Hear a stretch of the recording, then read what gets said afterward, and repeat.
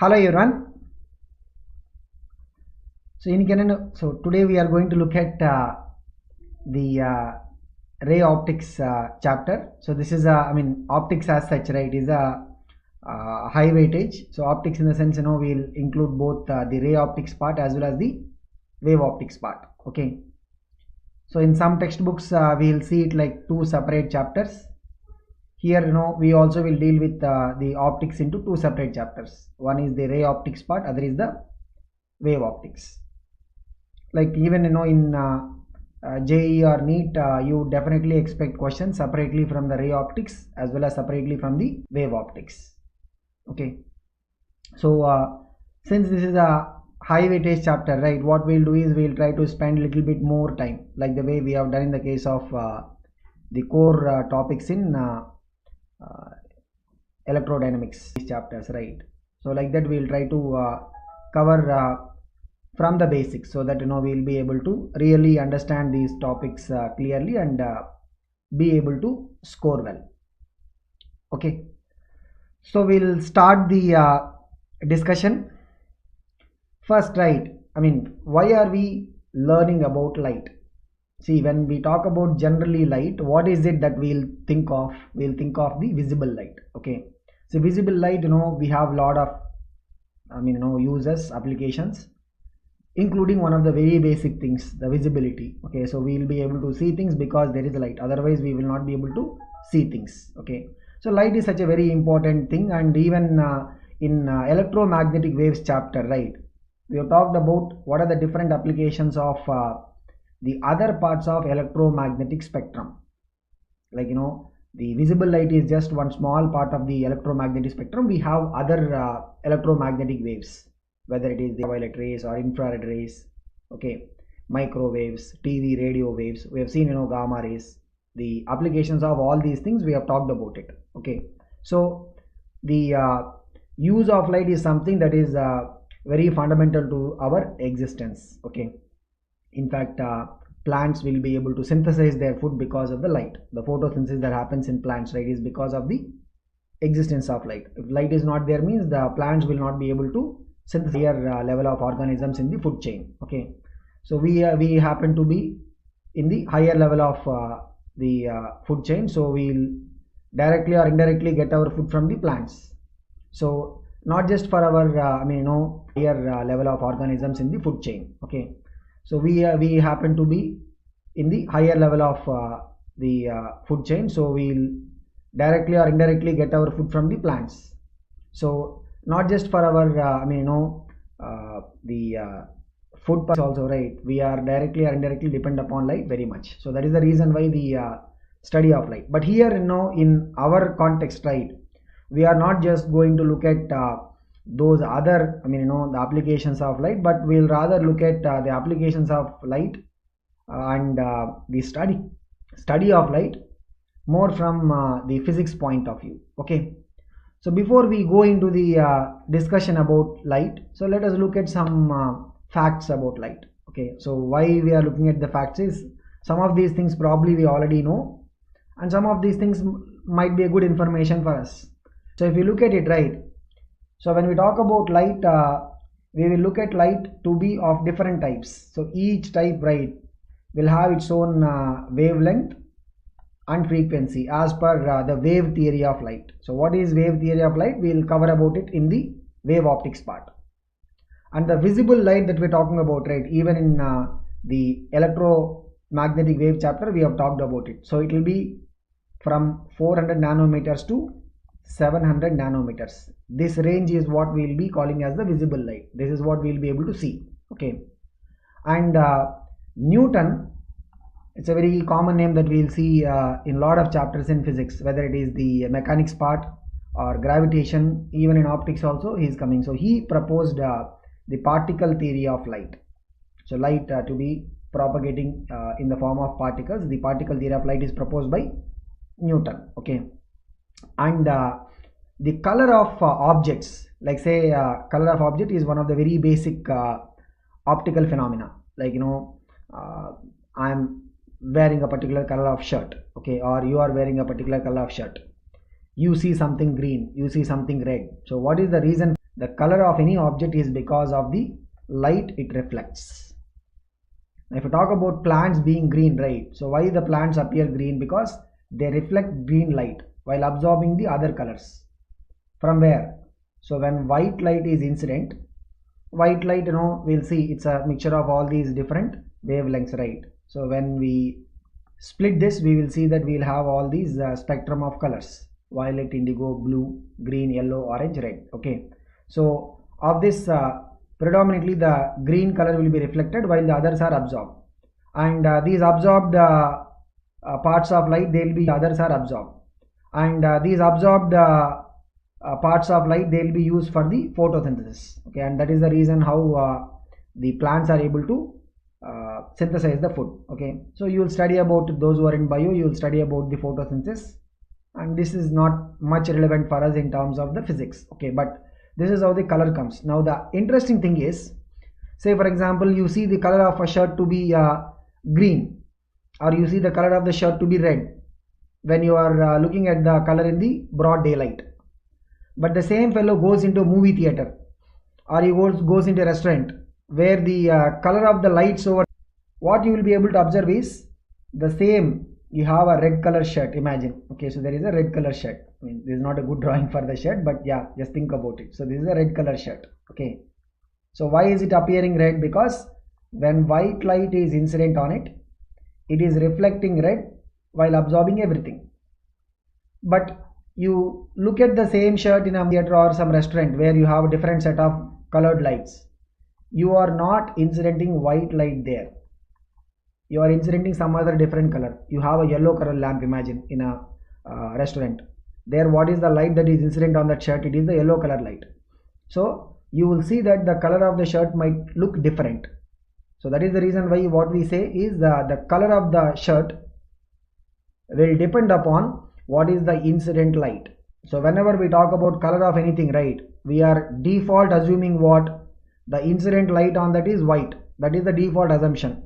But same red color shirt, you go to like I said about the examples, right, you will see that it will not look red, it will look like some other different color.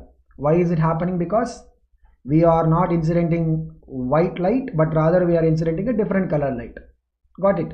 So this is the reason why we see that the colors of objects will be changing from place to place sometimes. Why? What is the difference here? The difference is in the incident light. Okay, now rainbow, we'll talk about the rainbow in this ray optics itself. So rainbow formation, right, happens because of two important optical phenomena. So we'll discuss about, in fact, this entire ray optics, right, we are going to be focusing on these two phenomena. One is the reflection, second is refraction. So in the water droplets or the raindrops, right, you will see that there will be both the phenomena happening. How they will happen, we will learn about it. Okay, I don't want to get into the details of it because that is going to explain the entire rainbow formation phenomena here itself, because we are in the introduction part. We will learn about it. Once we go through the reflection and refraction, we will look at how the rainbow formation happens. But just to give us some idea, right, in rainbow formation we are going to see both the phenomena. Reflection is going to be there, refraction also going to be there. Okay, where it is going to happen? It is going to happen within the water droplet. Okay, and in semiconductors chapter we will talk about it. LED, like nowadays if you see most of these advertisements, right, for the electric lamps, so you will see that they will always keep saying LED bulb 30% energy efficiency, 40% energy efficiency, like that they will keep mentioning it. Okay, that is very common thing that we'll see. In fact, if you look at like 10 years before and today, right, 10 years before, most of the households, we will either have that tungsten filament bulb, that's what we generally call as incandescent bulb. So what do you call it as?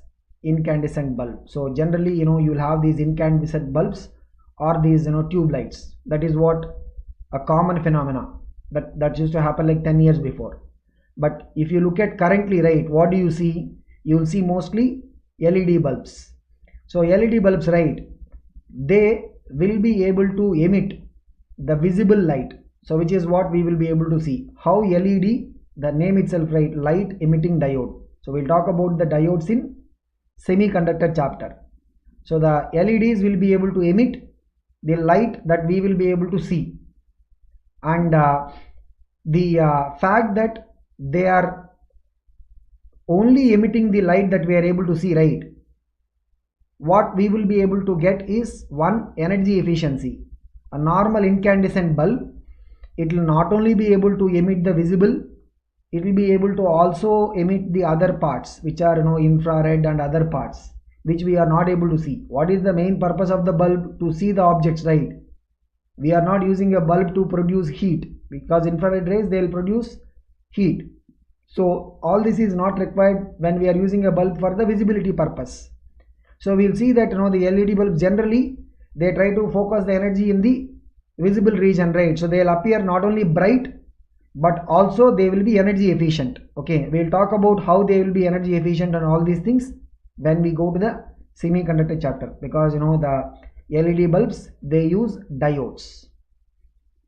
The speed of light is 2,99,792 km per second in vacuum. Okay, and if you look at this speed, right, the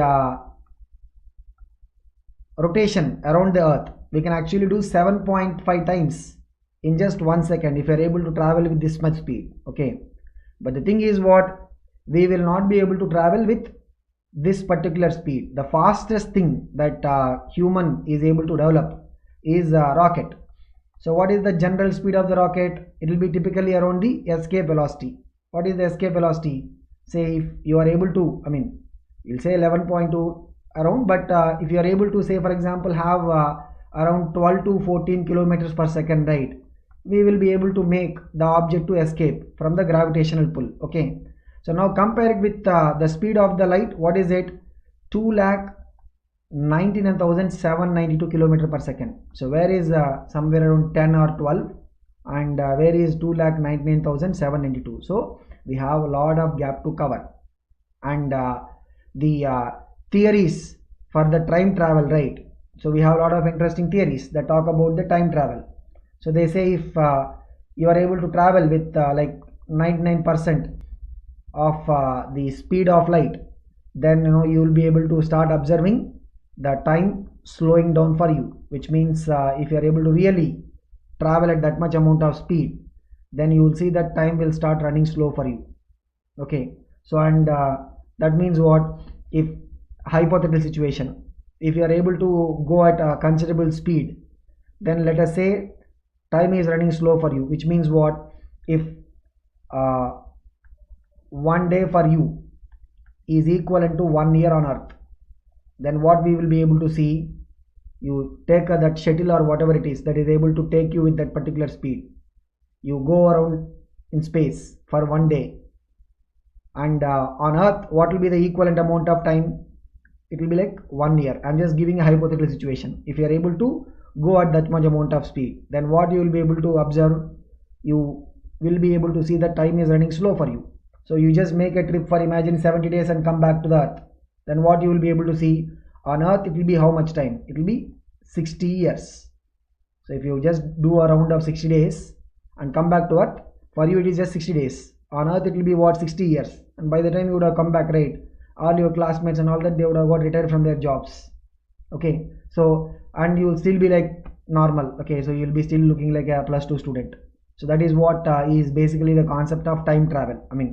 All this is till date theoretical, because nobody is able to design objects which can travel at that much amount of speed. Okay, and if you are interested about the time travel, you can probably go and look at some documentaries where they'll talk about what is the alternative way. Yes, we are not able to generate a machine which can take us at that much amount of speed, but what is the alternative way? So they'll say that if you are able to get into orbit around the black hole, so black hole has got a very high gravitational pull. If you are if you are directly falling into black hole, means you will never be able to see any light further. Okay, but if you are able to get into an orbit around the black hole, right, then the high gravitational pull of black hole will be able to provide you with a very high speed. So there also you can achieve the time travel phenomena, because you will be able to achieve considerable speeds in comparison to the speed of light. Okay, and the light will be traveling from sun to earth with the speed which is equal to what? Approximately 2,99,792 km per second, and with this speed, right, so the light will be approximately reaching the earth in how much time? 8 minutes. And again, so there are recent theories that talks about particles which can travel at a speed more than the speed of light, but the thing is, it's still at a stage where people, yes, there were some supposed proof for that phenomena, but it has to be still properly established. Okay, now if you look at another interesting phenomena, right, so we'll see that when light is falling on water, it is not like the light will be able to go to the final depth of the water. Yes, if the depth of the water is like some 10 meters or 15 meters like that, the light will be able to go to the bottom. But if the water is very deep, like you will have it in the ocean or sea, then the light will not be able to penetrate to the real bottom of the ocean or the sea. It will be able to penetrate only up to what? 80 meters underwater. So why it happens, we will be able to learn about it. It happens because of the reflection at multiple layers, right? There the light keeps getting what? Reflected, and we will not see much of the light beyond that 80 meters, and that is the reason why the deep sea divers, people who are getting into the deep sea, right, like there is an unfortunate accident or something like that in the sea or ocean, then these guys have to get into the sea bed or the ocean bed, then only they will be able to go and fetch those things. So when they are going into the real deep waters, right, they will have to have these headlamp or something, then only they will be able to see, because the normal, even during the daytime, right, inside the ocean or sea, it will be pretty dark, because beyond 80 meters we will not be able to see the light penetrating. And when we talk about the visible light for humans, right, what we said, it is between 400 nanometers to 700, but we have organisms which can see light of different parts of the electromagnetic spectrum, like birds and lizards, right, they can see UV rays, and some other organisms like goldfish, etc., they can see infrared light. So when we say visible light, it will depend from organism to organism. Okay, and light, as we talk about it, so it is not associated with any mass, but in electromagnetic waves chapter we talked about the momentum, the impact of momentum that light can create. Okay, so we have even seen the formula for that. I am not recalling the formula again here, because we are just trying to understand the facts. So in EM waves we talked about what is the momentum that light will carry. So light does not have mass, because see, whenever we talk about the momentum, right, so we will generally associate momentum with what? Any object having mass. So any object having mass, right, that is what we will generally associate the momentum with. But light, it's not having any mass, but it will be able to create the momentum. Okay, and one of the very common applications of the light is basically photography. Okay, so you will talk about it in chemistry also, how the photographic film is made, and how these chemicals are made up of, how hypo and all these things are made, and all these things. Okay, so photography literally translates into what? Writing with light. Okay, so graphy means what? Writing, and photo means what? Light. Okay, so with light you will be able to write something on that photographic film, etc. That's how the word has come. And in this chapter we are also going to look at how the formation of mirages happens, and if you look at the color of sun during the sunrise or sunset, it appears red, but in the midday, right, you will see it will be bright white almost.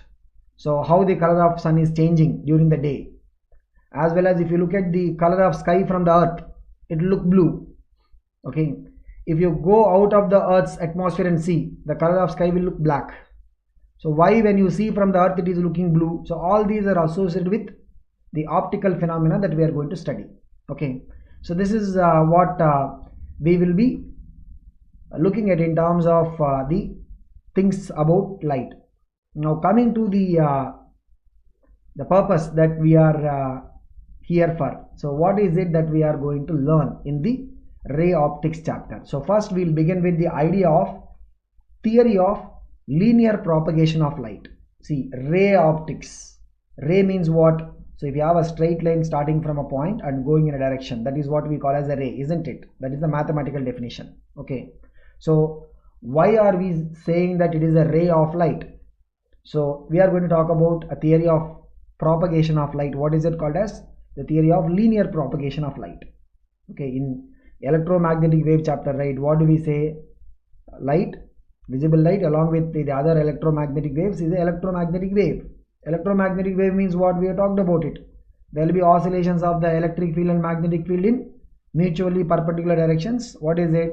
There will be oscillations of electric field and magnetic field in mutually perpendicular directions, while the wave will be propagating in a direction which is perpendicular to both the electric field component as well as the magnetic field component. Okay, so but here we are talking about what? The theory of linear propagation of light. We will talk about it. Okay, and then we will go into the concept of image formation and types of images. So how do we get the images? We'll have two approaches, one by using the ray diagram method and the other one is by using the equations approach. So we'll be able to understand about the images either by using the ray diagram method or by using the equations approach. And then we'll talk about the reflection phenomena. So reflection phenomena is basically something that will happen with the help of optical devices which are called as mirrors. Okay, so we'll talk about what are the different types of mirrors that are there and what is the image formation happening because of them. Then for spherical mirrors, we'll talk about two important types of spherical mirrors, concave mirror and convex mirror. So how we will be able to understand the image formation by using the equations. So in that we'll talk about where the image will be formed, what will be the magnification of the image, all these things. Okay, so for the spherical mirrors we'll talk about the study of image formation by using the equation approach.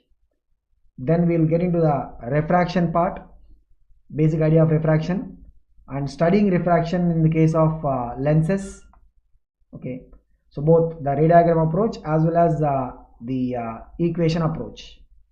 So here again we'll talk about the spherical lenses. Spherical lenses, we will begin with the convex lens and concave lens, and also we look at some other different types of lenses.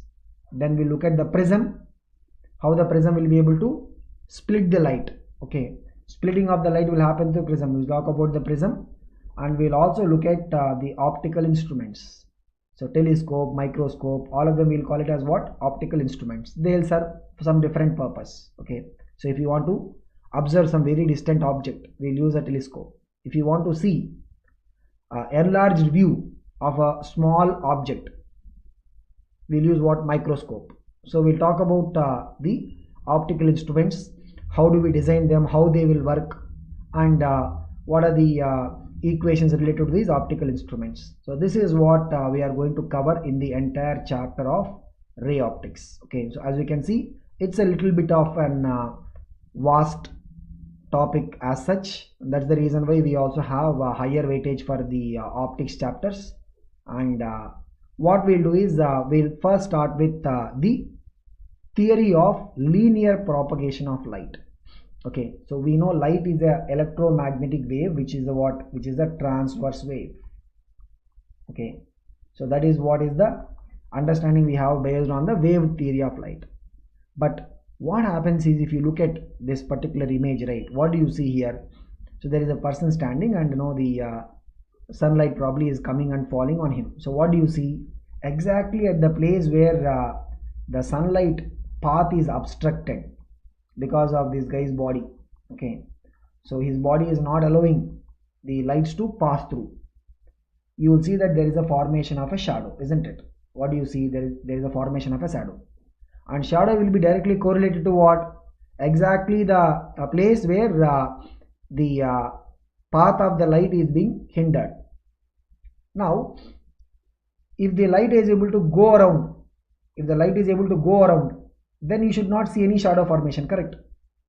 Because the light is not able to go around, it is going in straight line. Imagine what you see exactly at the particular place where the person is standing, the rays are not able to go through.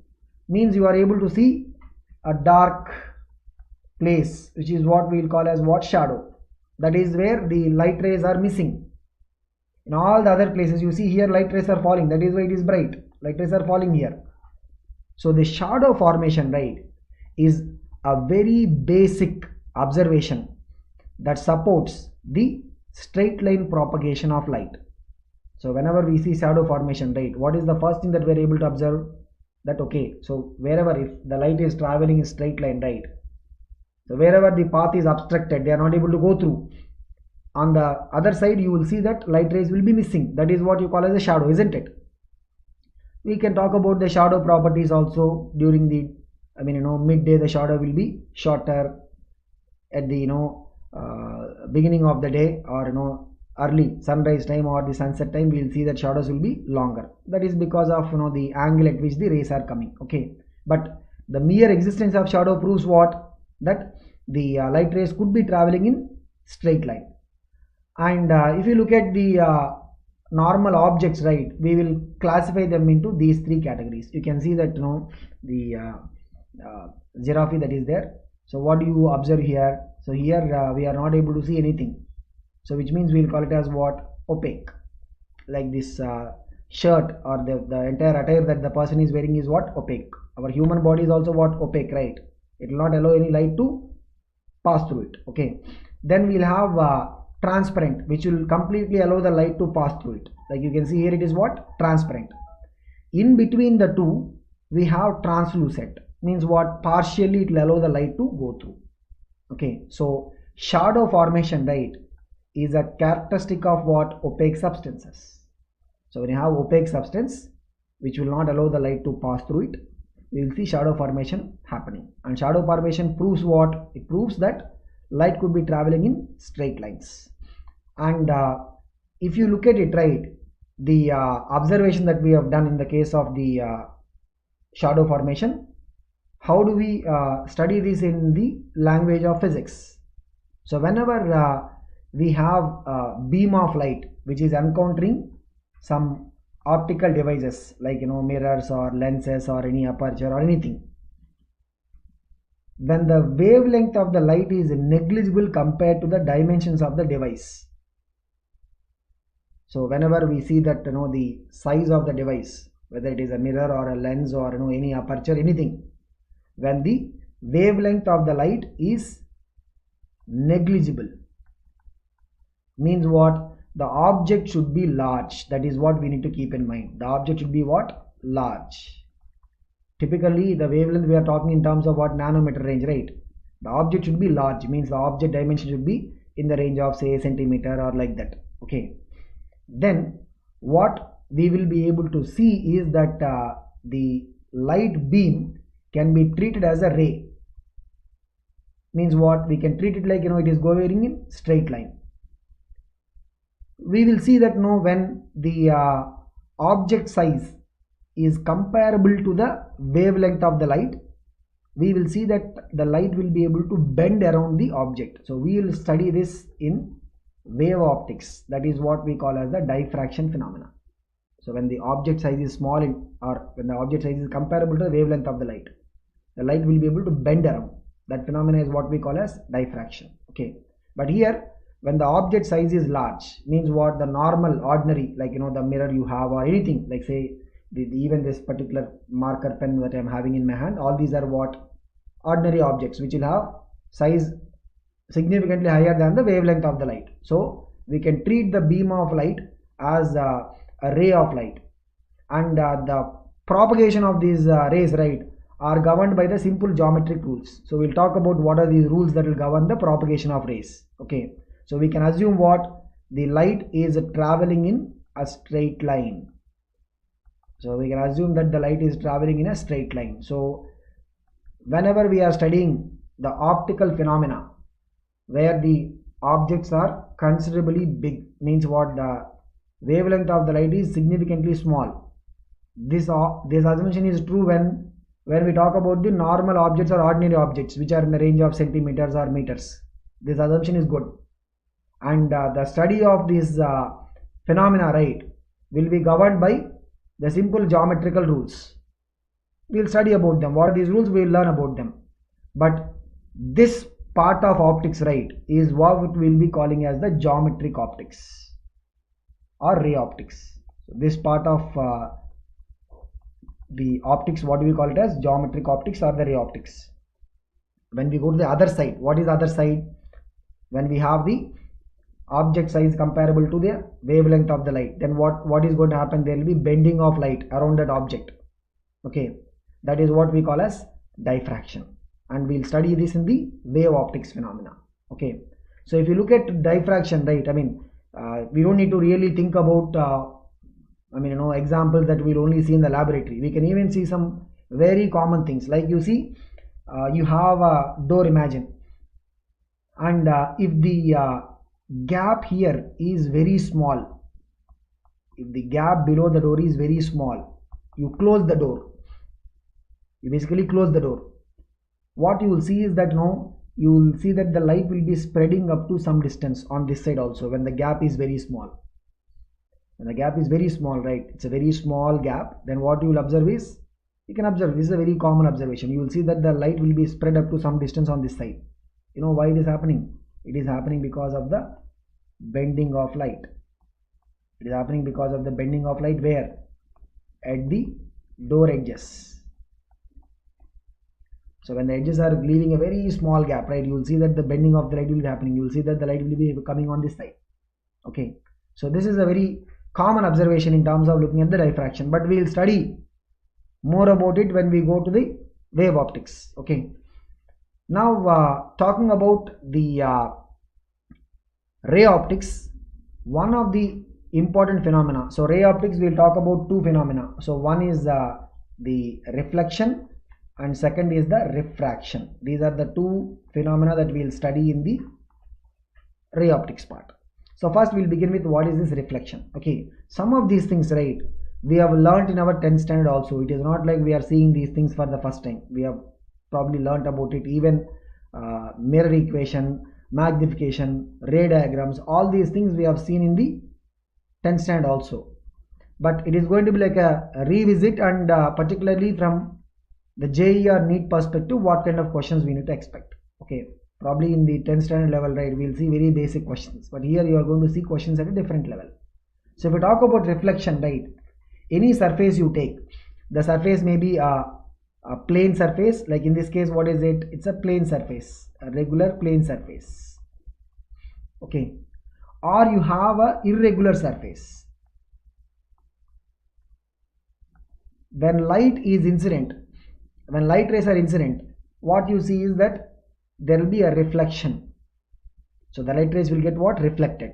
So this is a very common observation, like when you take a piece of a mirror and you incident light on it, what you will observe? You will see that the light will be getting reflected, and the reflection happens in case of both the regular plane surface as well as the irregular surface. Irregular surface, if you look at the reflected rays, so these rays, right, we will be calling them as what? Incident rays, and these rays we call it as what? The reflected rays. So why are we calling it as a regular reflection and then diffused reflection? Diffusing means what? It is happening in all random directions. Diffuse means what? It is happening all random directions. So if you have uneven surface, means what you will generally observe? You will generally observe that the reflection is happening in different directions. If you have a flat plane surface, right, you will see that the reflection will be regular. Okay, so if you put a torch right here, you will see, if you are standing here, means you will be able to see the beam of light just getting reflected. But in this case, right, you make a torch here on a irregular surface, you will not be able to see that exact beam coming in one direction. Okay, so this is the common observation. So whenever we talk about reflection, right, we'll talk about regular reflection and diffuse reflection. Diffuse reflection is important for certain phenomena, but mostly when we are studying, right, we will be focusing on the regular reflection part. Diffuse reflection is also important. In certain cases, the diffuse reflection is important, but mostly when we are studying the reflection phenomena, we will try to study what? The regular reflection, because it will be more symmetric. And when we talk about the regular reflection, right, we talk about these optical devices which we call as mirrors. So in mirrors we have plane mirror. What you see is this, this is what plane mirror, the mirror that we'll use generally to look at how we are dressed or how we appear, when we get up in the morning or when we're going out. So that is what is the plane mirror. Okay, we also have the mirrors that are used as the rear view mirror for the cars and vehicles. What is this? This is what is it? It's a convex mirror. The security mirrors that are installed in the car parking lot, etc. Right? When you happen to go to a mall, or even nowadays even apartment complexes, they are using it. Okay, so what are those? They are basically the convex mirrors. Then we have concave mirrors. So concave mirrors, we'll talk about the applications also when we go to the different types of mirrors. But the concave mirrors, where they are used, they are generally used in the makeup kit or the shaving kit mirrors, and also they are used in solar heating panels, etc. So concave mirrors are used in what? Solar heating panels, etc. Okay, so all these are what the different types of the optical, we'll say, devices which cause the reflection, and we'll focus our study on these three types of mirrors. What are the three types of mirrors? A plane mirror, and these two mirrors, right, we'll be calling them as spherical mirrors. What are we going to call them as? Spherical mirrors. Why we'll call them as spherical mirrors and all that we'll study. Okay, so first what we'll do is we'll begin with the plane mirror. How we will see the reflection happening in a plane mirror, and as a result of reflection in the plane mirror, right, what we will be seeing is that there is going to be a phenomena which we call as the image formation. So in both the reflection as well as the refraction, right, we'll focus on this particular phenomena called as what? Image formation. So whenever we observe the reflection of light in the mirror or refraction through the lenses, we'll talk about this image formation phenomena. Okay, so first we will talk about the laws of reflection. So what are these laws of reflection? Laws of reflection are basically the laws that will help us in understanding the reflection better.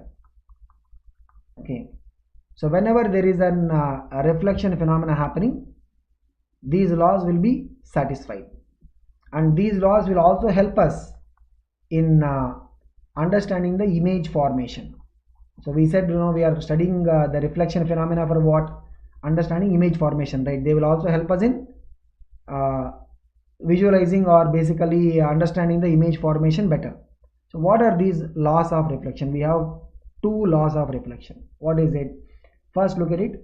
You have an interface or this plane. So this is the reflecting plane. Okay, every reflecting plane, when we are incidenting a ray at a particular point, this is the point where you incident the ray. So at the point where the ray is incident, we can draw a normal to the plane. We can basically draw what? Normal to the plane. You can see here the dotted line is what? This is the normal. So normal we will draw where? At the point of incidence. Okay, this is the incident ray, and after reflection we will have a ray, that is what we call as the reflected ray. So first look at what is the first law of reflection. Okay, incident ray normal to the mirror where at the point of incidence, and the reflected ray all will lie in the same plane. Means what? All these three rays, we can say they are what? Coplanar. All these three rays are what? Coplanar. Okay, and the angle of incidence will be equal to the angle of reflection. What is angle of incidence? Means the incident ray makes an angle with the normal. You can see this is what we call as the angle of incidence. Generally we will use the symbol I. Okay, and the reflected ray makes an angle with the normal. That is what we will generally represent with the symbol R. So the angle of incidence will be equal to what? The angle of reflection. Always. Okay, now the question is, here we are talking about the laws of reflection in case of the plane or the regular surface. What about the case where you have uneven surface? Like imagine surface, this is surface, this is uneven surface, imagine. Okay, now what is going to happen? Here also the loss of reflection will be as it is satisfied. Let us say this is the incident ray. Now here at this point, this is the point of incidence. Here we have to draw a normal to the plane. This is the normal. This is what normal. So this will be the reflected ray. You can see the angle of incidence is equal to what? Angle of reflection. And the incident ray, normal, reflected ray, all three will be what? All three will be coplanar.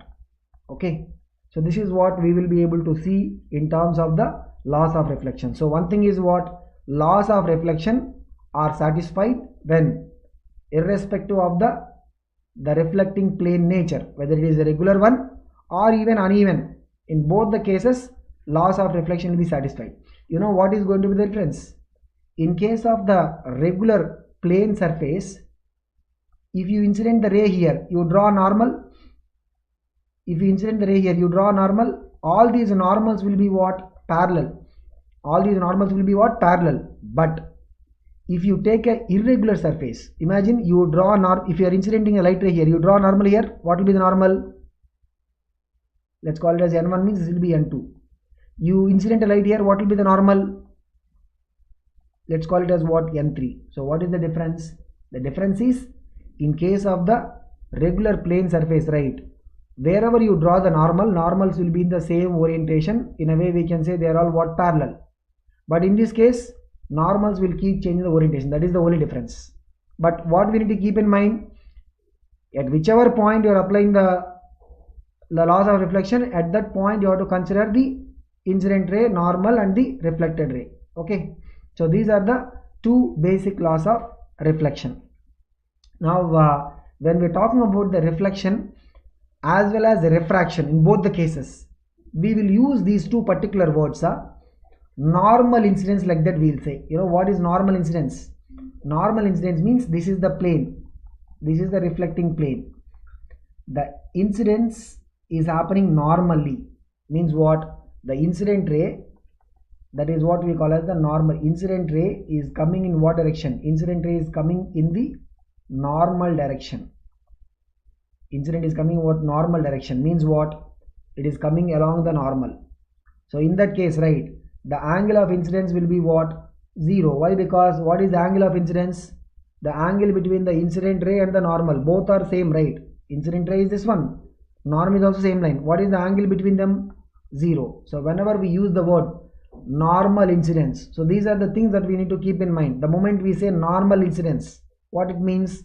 Means that the angle of incidence is what? 0. Okay. Now if angle of incidence is 0, let us try to apply the laws of reflection. What is laws of reflection?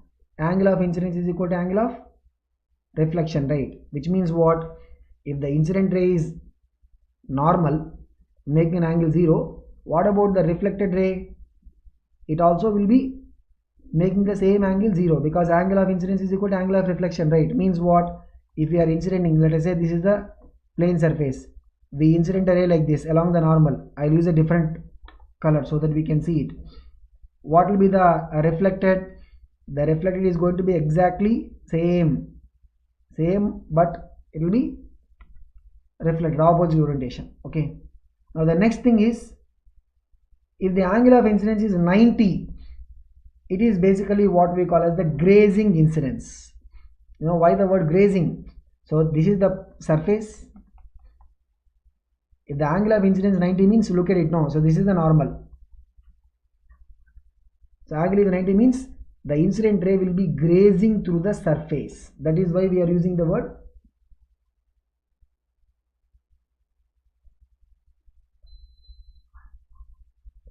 That is the reason why we are calling it as what?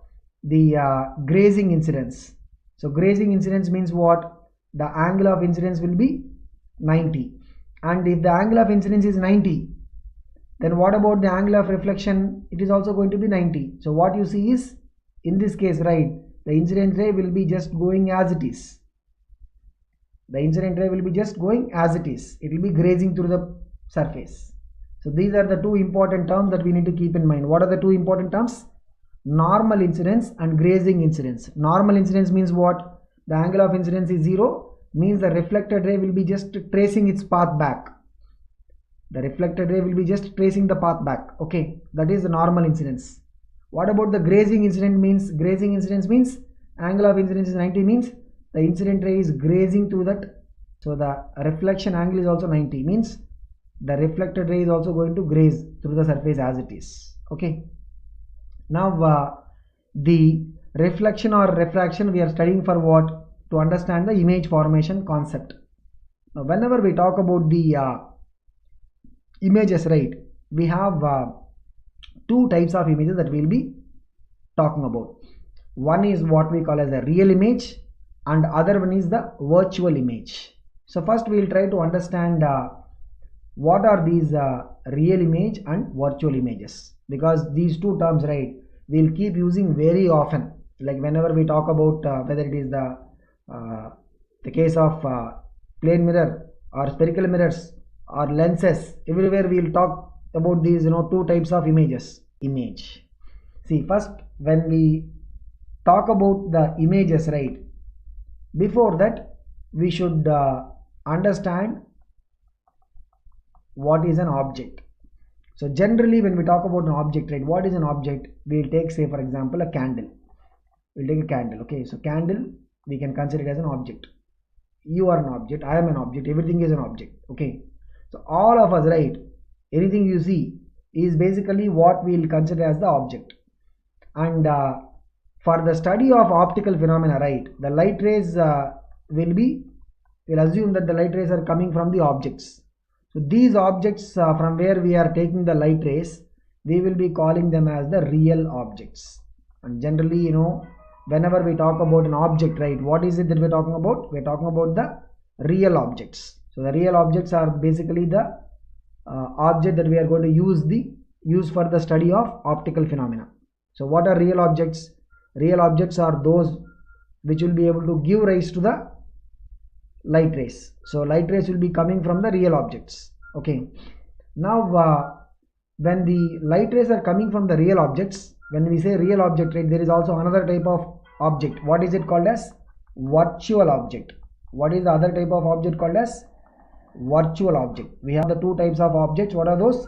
Real objects and virtual objects. Now what is a virtual object? Virtual object is basically a place where light rays, they appear to converge. Means they are not really going to converge to that particular point, they appear to converge. That particular object is what we call as the virtual object. I'll show you. Okay, so I'll show you what is a virtual object. So why we say that the light rays appear to converge? Because in between we'll have some obstacle. So the light rays will not really go and converge. They appear to converge at the point. That point is basically called as what? A virtual object. Okay, so we have what? Real object, which is the normal object which will be able to give rise to the light rays. And what is a virtual object? Virtual object is basically the place where the light rays appear to converge towards. Okay, they are not really converging there. Why? Because in between you will have an obstacle. That is the reason why they are not able to converge at the particular point. Okay, now we will talk about the image, because this is what we'll basically be interested about. So when we talk about the images, right, there are two types of images. What are those two? Real image and then virtual image. What is a real image? Whenever we have any reflection or refraction, after that, when you see the light rays, if the light rays after reflection or refraction, whichever it is, they are converging to a particular point, the light rays will actually go and converge, means they will converge and meet at the particular point. That point is basically what we call as the real image. What is the real image? After reflection or refraction, whichever it is, the light rays will go and converge to a point. They will meet at a point. That point is going to be called as what? A real image. So real image is formed by the convergence or meetup of the light rays after either reflection or refraction. Okay, on the other hand, look at the virtual image. it is formed by the diverging rays. Real image is formed by the converging rays. Virtual image is formed by the diverging rays. Diverging rays when? Diverging rays after reflection or refraction. Okay. Now, if the rays appear to diverge from a particular point, if the rays appear to diverge from a particular point, that point is what we call as the virtual image. Okay.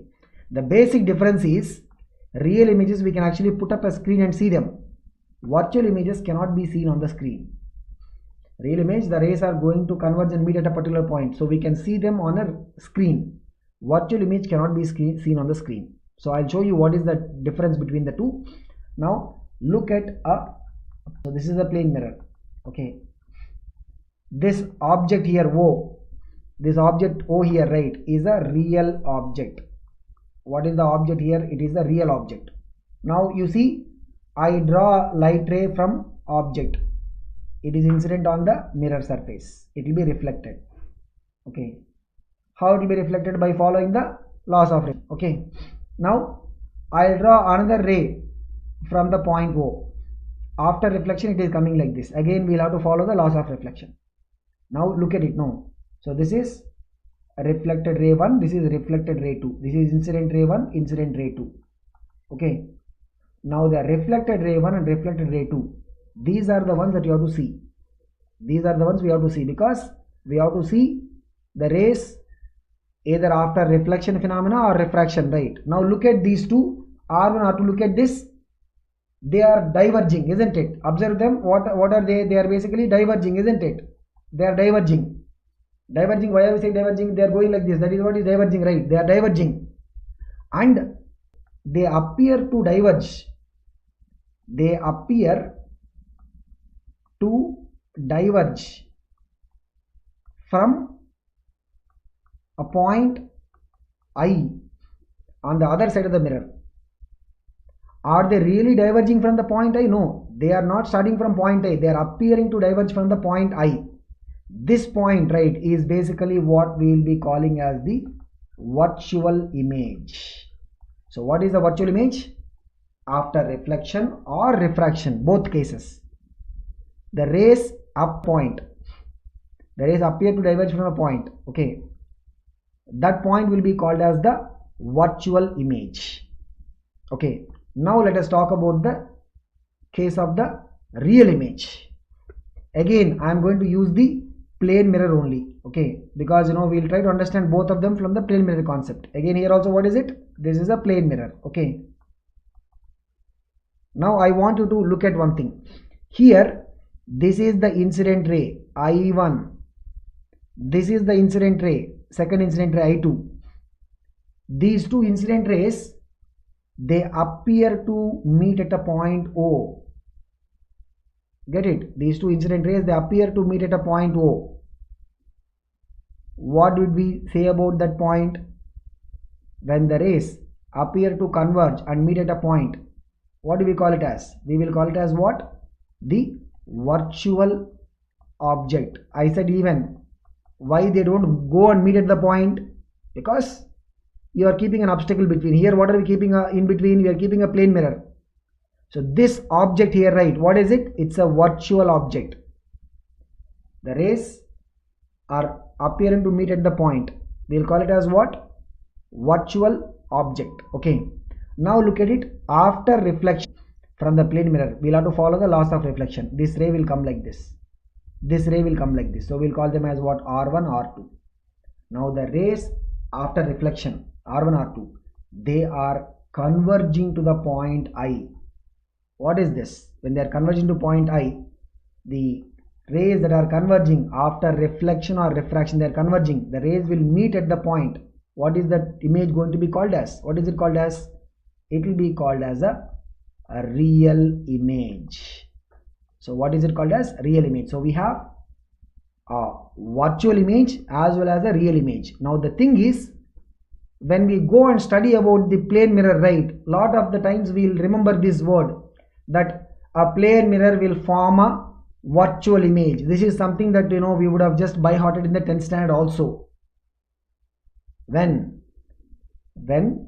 We normally, because normally what do we take? We'll take the real objects. When you have the real object which is giving the light rays, a plane mirror is going to form what? It is going to form a virtual image. Normally we'll say objects are what? Real objects. We'll put a book, or we'll put a pencil, we'll put some object in front of mirror. Then the image formed is going to be what? It will be a virtual image. Normally the plane mirror will form virtual image. But can a plane mirror, in fact this is a question that in the CBSE textbook also, in the book back exercise I think, can a plane mirror form a real image? Because we normally say plane mirror will form virtual image. That is true when we take the real objects like a candle or a book or something like that. But can a plane mirror form real image? Yes, when it can form a real image. So this is the point we can look at. A plane mirror can form real image. A plane mirror can form real image when our object is taken as the virtual. When our object is taken as the virtual. Okay, so just make a note of this point, guys. So this is when we have the plane mirror itself forming a real image. Okay, now we will go a little bit into the plane mirror. Okay, so first, when you look at a plane mirror image formation, right, yes, we can understand this from equations, and we can draw the ray diagrams and all these things. But what is the best way? You just go and stand in front of mirror, you will get all the information, right? This is what we'll say learning by experiment. I mean, we don't need to go into laboratory to study about a plane mirror. You just go like this fellow, just go and stand in front of mirror. What do you see? You see that there is an image formed. What is the size of the image? It is, so look at this particular fellow height. The image is also what? Equal height and same size. Basically, what are the things that we are able to observe? The image is same size as the object, and it is erect, means upright. So this fellow is standing upright, and the image is also what? Upright. You will see that in some cases, right, the images will be inverted. If the object is upright, image can be what? Inverted. Okay, we will talk about it when we go to the spherical mirrors. But here what do we see? It is an erect or upright. And then what else? You will see that there is an inversion in the sidewise. What do you call it as? Lateral inversion. You are able to see it. If you see, like, so if you are combing your hair, right, you will be able to see there is what? Lateral inversion. That will happen in the case of the reflection by a plane mirror. Okay, and one more thing is, you see the distance from the mirror to the person. When we say distance, right, we are measuring along the perpendicular. So when we say distance, means what are we talking about? The perpendicular distance. Perpendicular distance from the mirror to the person, object, will be same as what? The perpendicular distance from the mirror to the image, but the image is on the other side. By the way, where is the image formed? Image is formed on the other side of the mirror. The image is formed on the other side of the mirror. Okay, so that is where the image is being formed. And what we see is the distance of the object from mirror is equal to distance of the image from the mirror. Okay, so we'll study about it. We'll study about it in the equations perspective and all these things, but we can just try to look at them from our observation itself. Okay, so this is what we'll be able to observe from the image formation because of the plane mirror. Okay, now the lateral inversion, right, even you can try to understand. So if you just go and write something on a piece of paper, keep it next to the mirror, what you see is that will be what? Laterally inverted, means what? Size wise inverted. Like you can see, you put a B like this, it will come the other side. Okay, so the image formation will be what? It will be laterally inverted. Sidewise it is going to be inverted. Okay, so these are the things that we are able to observe from the simple experiment. Just by going and standing in front of plane mirror, we will be able to see what are the characteristics of the image formation by the plane mirror. Okay, now when we want to study the image formation in a structured way, one approach is what we said, the ray diagram method or the ray diagram approach, and the other approach is by using the equations. Both, I mean, in case of the mirrors as well as the lenses. we will be able to take the ray diagram approach as well as the equations approach. In the next class, right, we will start with what is this ray diagram approach, how do we draw these ray diagrams, and how do we analyze the image formation from the ray diagrams. So we'll start with the simplest of them. In fact, the ray diagram for the plane mirror is going to be the simplest. We'll start with the ray diagrams for the plane mirrors, and then we'll go into the equations for the image formation due to the plane mirror. Then again we'll talk about the ray diagram approach for the spherical mirrors also when we go there. Okay, so in the next class we'll start with the ray diagram approach to understand the image characteristics due to a plane mirror. Okay, we'll see in the next class.